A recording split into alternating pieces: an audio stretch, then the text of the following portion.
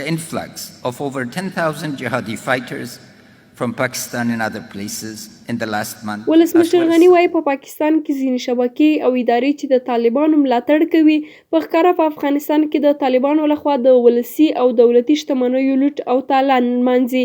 غني دا څرګندونې نن په تاشکند کې د جنوبي او مرکزي اسیا په نړیوال کنفرانس کې وکړي. نوموړي ونه ویل چې کومې ډلې په پاکستان کې د افغانستان ویجاړې نمانځي. غني په خپلو خبرو کې ویل چې په تېرې یوې میاشت کې له پاکستان او نورو هیوادونو نه څه باندې 10,000 وسلوال افغانستان ته اوښتي دي. خدای ونه ویل چې په دې کې څومره پاکستانیان دي. ولسمشر غني د تاشکند په کنفرانس کې یو ځل بیا له پاکستان نه وغوښتل چې د سولې جدي خبرو ته د طالبانو د حاضرولو لپاره د پاکستان د خپل نفوذ نه کار واخلي. د غني د دغه خبرو پر مهال د پاکستان لومړی وزیر عمران خان او د بهرنیو چارو وزیر شاه محمود قریشي هم ناست وو.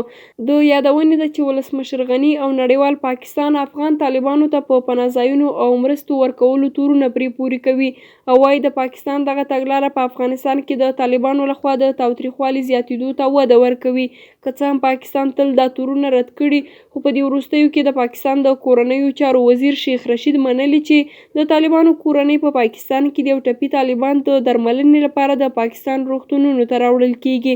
بلخوا د پاکستان لومړي وزیر عمران خان دغه کنفرانس ته په خپله وینا کې ویلي چې پاکستان د مذاکراتو میز ته د طالبانو په کینولو کې څومره رغنده رول لوبولی داسې بل هیچا نه دی لوبولی.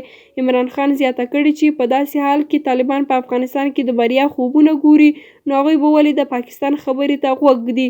عمران خان همداراز ویلي په افغانستان کې چې دا اوس مهال څه روان دي د دې تور په پاکستان لګول سم نه دي او وایي که پاکستان په امن کې خوښي نه لرله نو هغه به ولې کابل ته تللو.